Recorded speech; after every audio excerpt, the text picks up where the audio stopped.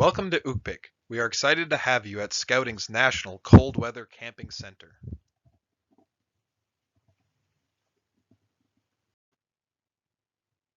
At Okpik, there are lots of opportunities to do amazing winter things such as skiing, dog sledding, ice fishing, winter camping, and so much more. Northern Tier offers a variety of programs during Okpik for crews to participate in. The Okpik Cold Weather Camping Weekend is an opportunity for crews to experience all that winter has to offer, including cross-country skiing, snowshoeing, ice fishing, shelter building, and many more activities while camping out on frozen lakes. The Okpik Cabin Stay program allows crews to do all of the same activities during the day while returning to a heated cabin each night. Northern Tier also offers a variety of dog sledding programs, including the Okpik Musher Camp, where crews stay in cabins each night and learn all about dog sledding while going out on dog sled runs throughout the day. The Dog Trek program allows crews to camp on the ice with a team of sled dogs while going on day runs throughout their trip. We also offer 2 remote dog sledding programs where crews shuttle to a separate location and learn all about dog sledding while working at an active kennel with real-life mushers. We also offer a number of patches which can be earned during your time here. The first of which is the Bijou patch, which requires you to spend 2 nights off of base. The Okpik Winter Trek, which requires you to have 2 nights off of base at different campsites and 7 miles worth of distance traveled. The Duty to God patch, which requires you to say grace before every meal and at least 1 moment of reflection during the trip. And the Zero Hero, which requires you to sleep outside of a cabin in less than 0-degree weather, according to our official thermometer. While at Northern Tier, there are a few housekeeping items we would like your help with. First, please use the facilities provided appropriately while on base. An example of this is the bathroom. Although it can be a long walk, we just want to make sure that the program stays as clean for all of our scouts. Please clean up after yourself. A scout is clean, and we'd like our base to be just as nice for the scouts coming after you as it was for your stay. We ask that you stay on designated trails while on base. It's easy to tell what trails are designated in the winter because they've been shoveled. While at Northern Tier, we ask that you just take showers after your winter adventure. This is so we can conserve our water. For safety, we ask that you do not sled or ski on any of our roads, as they are used for vehicles. Please use base equipment properly, that is whatever gear is outfitted to you, your cabins, and any other of our facilities. Again, this is so we can be respectful for the scouts that are coming after us. And please respect all of our staff and other visitors. Some health and safety considerations. Please wash your hands frequently. All participants must provide proof of a negative COVID test from 24 hours before arriving at Northern Tier. In order to ensure a smooth check-in process upon arrival to Northern Tier, we ask that each crew come prepared with a current BSA annual health and medical record for all participants. All adults 18 or over must have current youth protection training. Each crew must have at least 1 adult with wilderness first aid and CPR training, as well as at least 1 adult with BSA weather hazards training. If any member of your crew has any dietary restrictions, we ask that you please notify us as soon as possible so that we can accommodate your needs. Homeostasis is the body's ability to maintain a constant core temperature of 98.6 degrees Fahrenheit. The goal of this is to remain comfortably cool and to not get too hot or to get too cold. While in a cold environment, our body can lose heat through a variety of ways.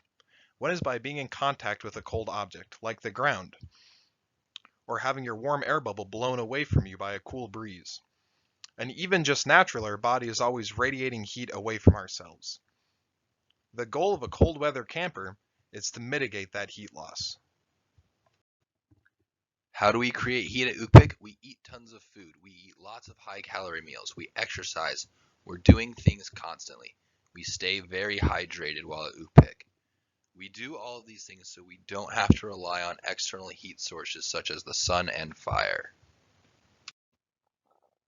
Proper clothing while at Okpik consists of 3 layers, the wicking, warm, and wind layers. The wicking layer, or your base layer, is the layer closest to your body.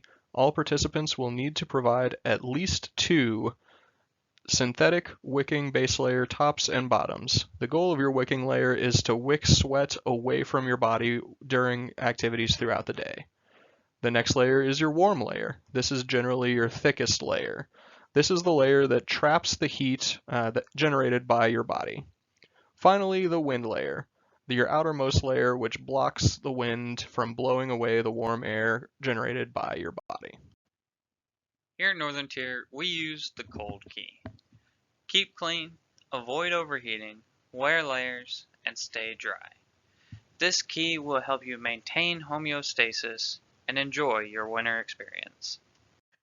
Your unit is responsible for bringing their own fully stocked first aid kit while at Northern Tier. Now remember, the best first aid is prevention. What do you think are the most common winter first aid situations? 3 major first aid concerns are dehydration, hypothermia, and frost, nip, and bite. The best way to treat those are to stay warm by dressing appropriately in layers, making sure you are well fed and hydrated, and making sure that you are doing lots of activities to maintain homeostasis. Signs and symptoms of dehydration include headache, fatigue, nausea, grumpiness, being unmotivated, and also dark-colored urine.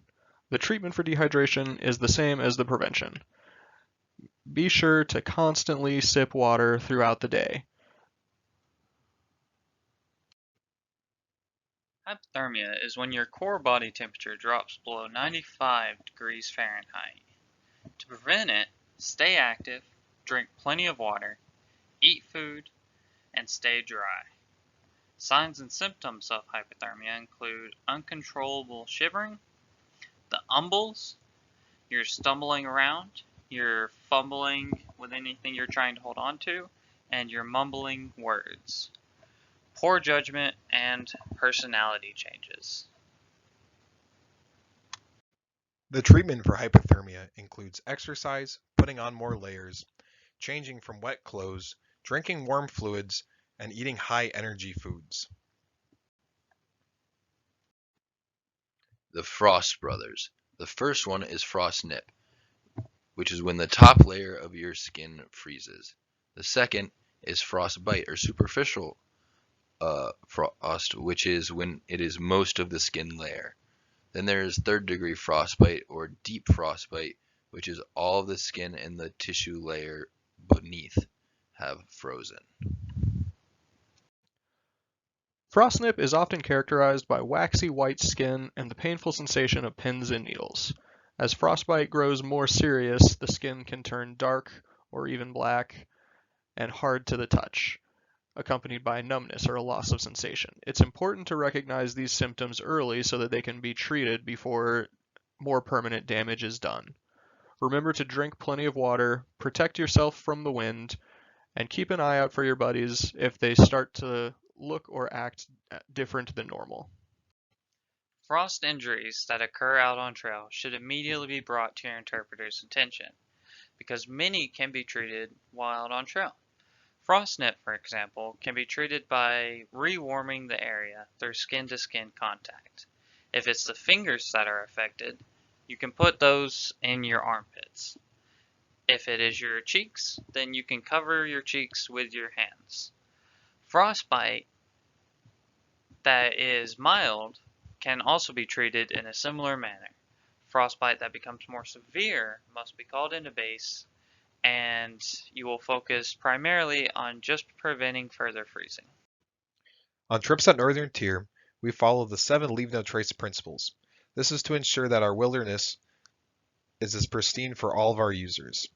The first 4 principles are to plan ahead and prepare, to travel and camp on durable surfaces, to leave what you find, to dispose of waste properly.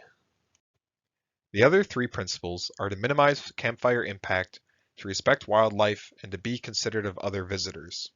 Our interpreters have been trained on how our program can use these 7 principles to make sure that we leave no trace in the wilderness that we take crews into. During your Ukpik experience, you'll have several opportunities to see and interact with sled dogs. While you're on trail, you may come across dog sleds on the trails. If this happens, make sure that your entire crew and all of their gear moves to the uphill side of the trail, completely out of the trail to avoid collisions. If you want to visit the dogs in the dog yard, just talk to the mushers and see if you can schedule a time to visit. Thanks for listening. We're looking forward to your arrival at Northern Tier. Stay safe out there.